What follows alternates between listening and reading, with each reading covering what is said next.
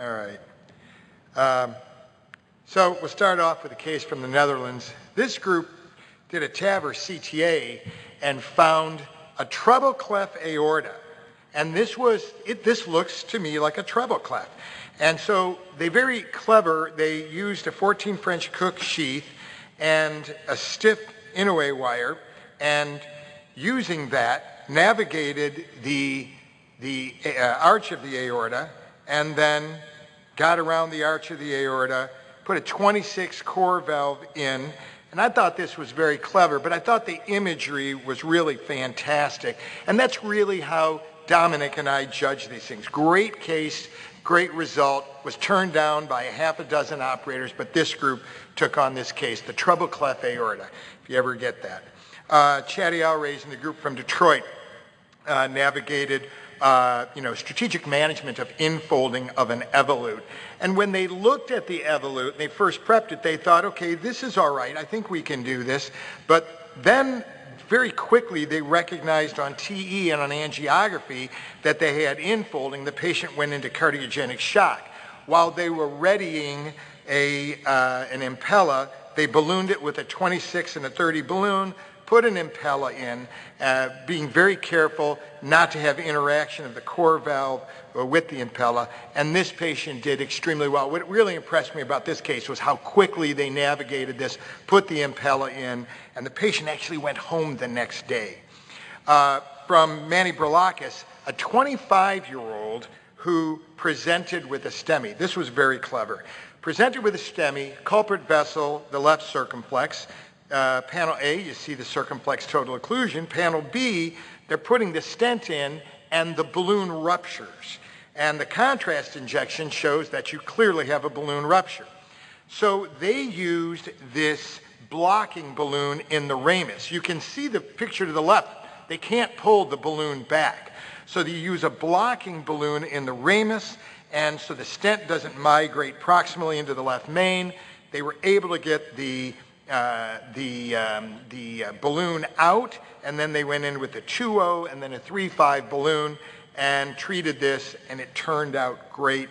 The blocking balloon technique for a ruptured stent delivery system.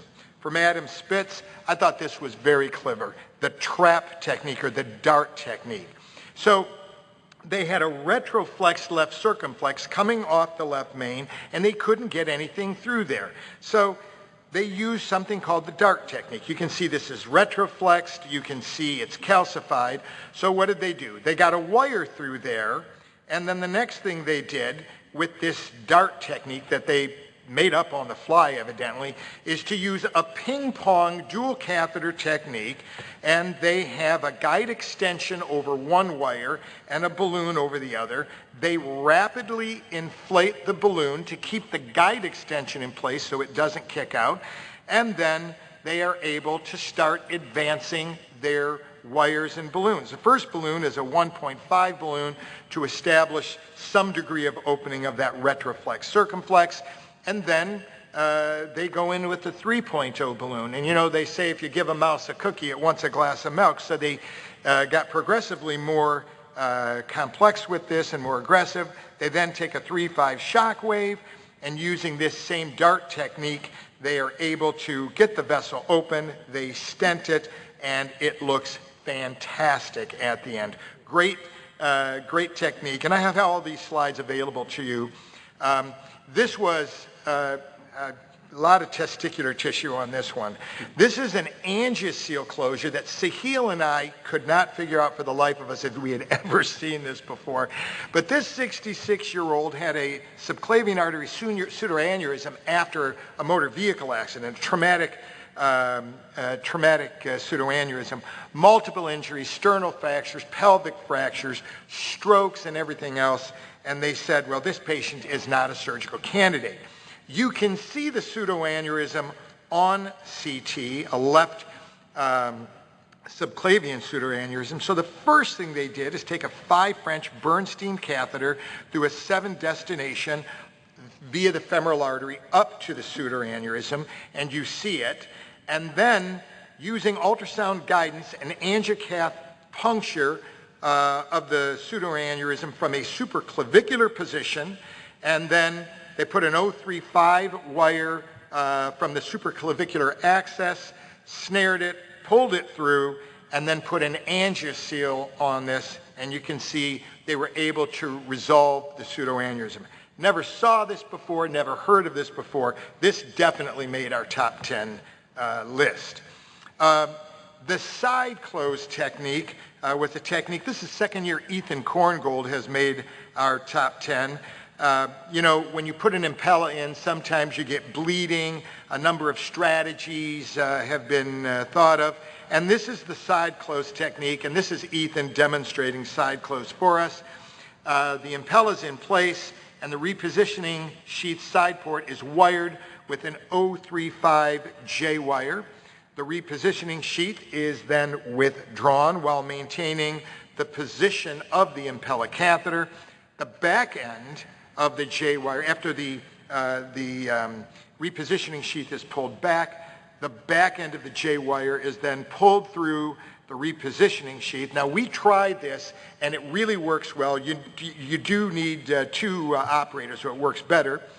Then over this, a perclose is placed in just standard fashion, and then after placing it, you tighten and trim the sutures off of it, and then the repositioning sheath is readvanced. This actually works beautifully.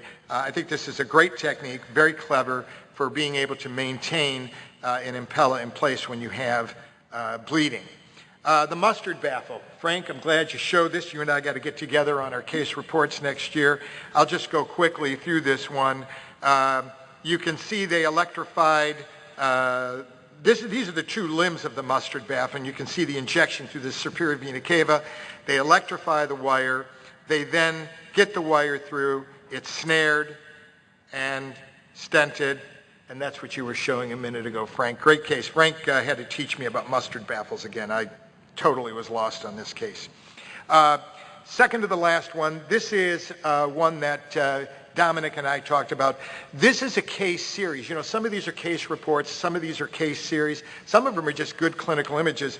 This is one from our group of mandatory MCS and M-tier for patients who present in structural shock, severe MR and cardiogenic shock. All of these patients on the first day or within the first 2 days went from mandatory MCS and M-tier, and we looked at 6-month survival. And you want to talk about an image-rich case. Look at this pap muscle rupture with torrential MR. Patient went to the cath lab at 3 o'clock in the morning, mandatory MCS, M-tier, 3-gauge reduction in MR.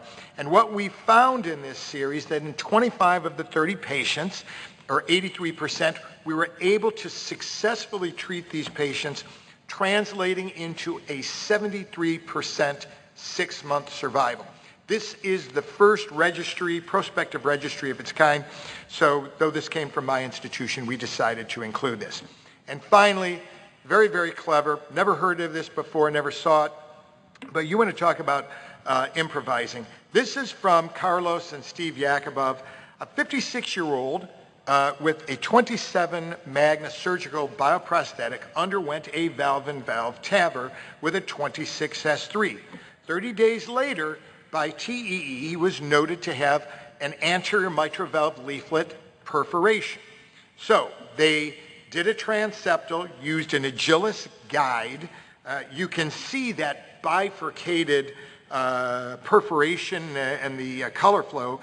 They then crossed it using the steerable guide with an 018 glide and a safety wire, an 014 angioplasty wire, and then placed not one, but 2 AVP4s through this. And you can see the left picture, you can see the nubbins from the AVP4s.